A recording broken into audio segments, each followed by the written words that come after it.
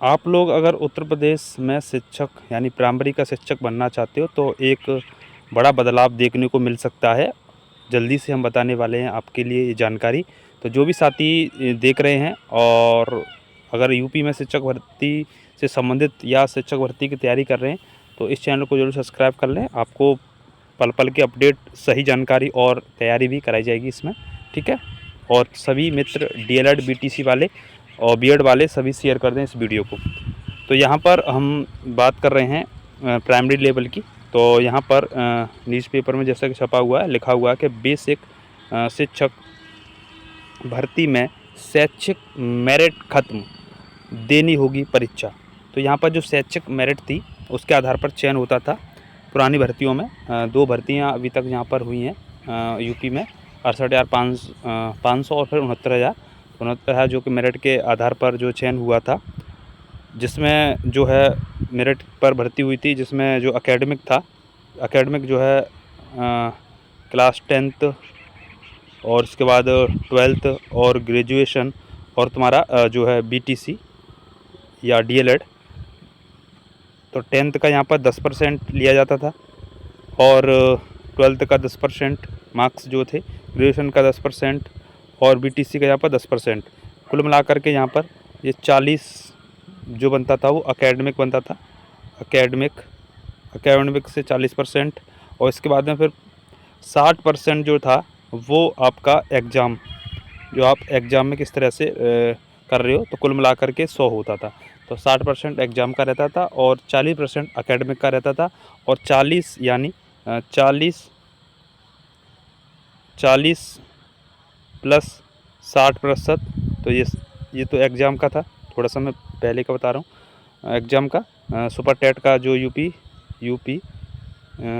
Super TET जो 69,000 की vacancy का जो पेपर हुआ था 2019 में, टेट और 40% एकेडमिक का भी मैंने बताया। एकेडमिक का मतलब 10th 12th और ग्रेजुएशन और बीटीसी, तो 10% इनका, तब जा कर के ये यहाँ पर 100% होता था और तब जा कर के यहाँ पर फाइनल मेरिट लगती थी और चयन होता था। इस प्रकार ये अभी तक जो है शिक्षक भर्ती जो हुई है, एक परीक्षा ली गई थी उसके अनुसार चयन हुआ था उत्तर प्रदेश में, वो इस प्रकार था। लेकिन अब एक नया चीज़ देखने को मिल रहा है कि अब जो है मेरिट जो एकेडमिक है वो ख़त्म करने की बात कही जा रही है, ठीक है। तो यहाँ पर अभी ऑफिशियल नहीं है, तमाम न्यूज़पेपरों में प्रकाशित हुआ है यहाँ पर। तो देखते हैं यहाँ पर पूरे आर्टिकल्स को या इसको पढ़ते हैं, क्या बातें यहाँ पर दी गई हैं।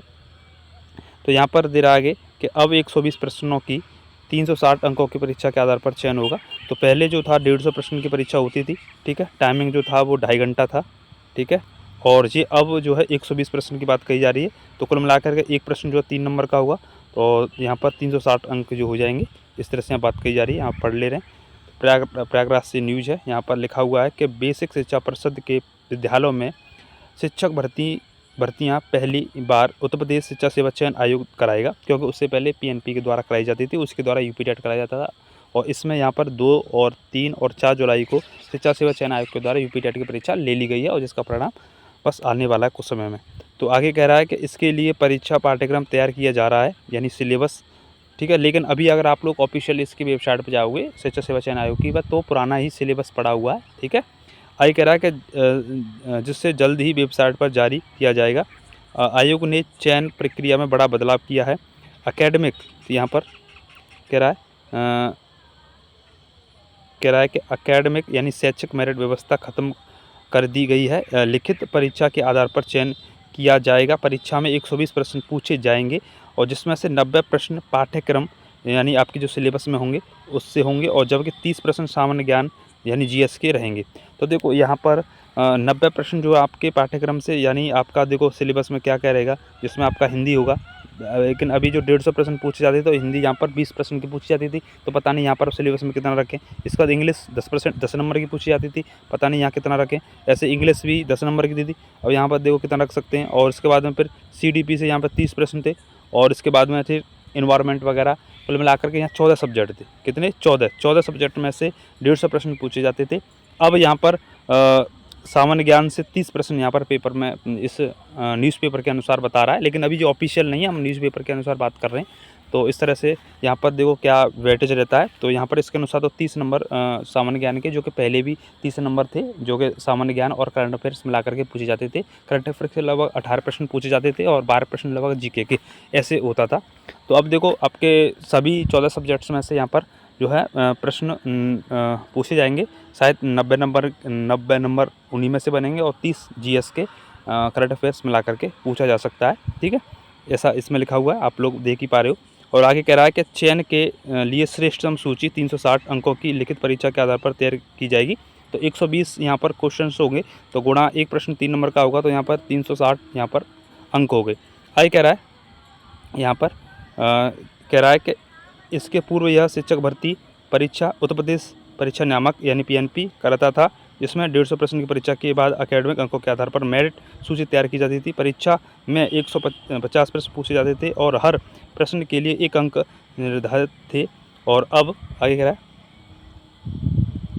रहा है कि अब शिक्षा सेवा चयन आयोग द्वारा कराई जाने वाली लिखित परीक्षा में प्रत्येक प्रश्न के 3 अंक होंगे। ठीक है, तो प्रत्येक प्रश्न के कितने अंक? 3 अंक, तो 360 हो गए। आगे कह रहा है फिर यहाँ पर कह रहा है कि हर प्रश्न के उत्तर के रूप में 4 विकल्प दिए जाएंगे और गलत देने पर 1 अंक काट लिया जाएगा। तो ठीक है, ध्यान रखेंगे।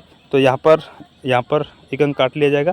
आगे कह रहा है कि अभी बेसिक शिक्षा परिषद की ओर से आयोग के पोर्टल पर व्यक्तियों का विवरण जो नहीं भेजा गया है, लेकिन आयोग परीक्षा तैयारी के लिए प्रतियोगियों को समय देने के उद्देश्य से परीक्षा पाठ्यक्रम जल्द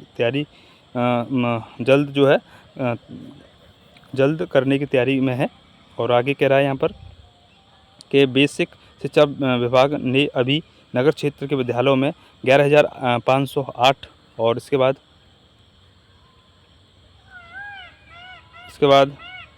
पदों पर होने की ऑफलाइन जानकारी दे दी गई, लेकिन इसे भर्ती प्रक्रिया करने के लिए पोर्टल पर अभी ऑनलाइन नहीं भेजा गया है।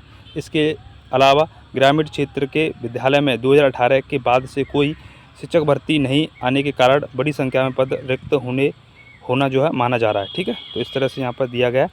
और आपको बताएं यहाँ पर, तो जो अभी यहाँ बात थी कि नेगेटिव मार्किंग की, तो जो नेगेटिव मार्किंग है यहाँ पर लिखा हुआ है, यहाँ पर नई शिक्षक भर्ती के लिए परीक्षा पाठ्यक्रम तैयार कर रहा है और शिक्षा आयोग नेगेटिव मार्किंग भी होगी।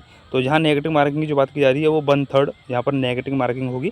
ठीक है, तो आप लोग ध्यान रख सकते हो। यहाँ पर 1/3 जो है नेगेटिव मार्किंग की बात चल रही है, अभी ऑफिशियल नहीं है। यहाँ पर इनको भी इन्होंने न्यूज़पेपर वालों ने छापा है, तो इनको भी कहीं ना कहीं जानकारी यहाँ पर मिली होगी, तभी इन्होंने छापा है। तो यहाँ पर कुछ न कुछ जो है शिक्षा सेवा चयन आयोग में हलचल चल रही होगी कि अब जो है इनका पैटर्न जो है बदला जाए। जैसे कि यहाँ पर टीजीटी वगैरह में हुआ था, वहाँ भी जो है 90 प्रश्न जो है सब्जेक्ट से पूछे गए थे और बाकी 30 प्रश्न जो है जीएस से पूछे गए थे। ठीक है, तो शायद ऐसा ही कुछ बदलाव यहाँ पर बेसिक यानी प्राइमरी शिक्षक भर्ती में देखने को मिल सकता है। हाँ ठीक है, तो ये थोड़ी जानकारी थी, आप ध्यान रख सकते हो। तो अपनी तैयारी करते रहिए, बाकी सिलेबस तो वही रहेगा। सिलेबस में तो खैर बदलाव नहीं होगा, नंबर थोड़ा कम हो सकते हैं, बाकी जीएस वही रहेगा, करंट अफेयर्स वही रहेगी। आपकी सीडीपी वगैरह अभी 30 नंबर की पूछी जाती थी, तो वहाँ पर थोड़ा कम हो जाएगी, 20 नंबर की पूछी जा सकती है। ठीक है, तो आप लोगों को तैयारी अच्छे से करनी है। बाकी इस चैनल पर आपको हम निरंतर कराएंगे। और आज हमने वीडियो डाली थी करंट अफेयर्स की, लेकिन शेयर नहीं किया, तो आप लोग मदद कीजिए, शेयर कीजिए, सभी को फ़ायदा मिल सके।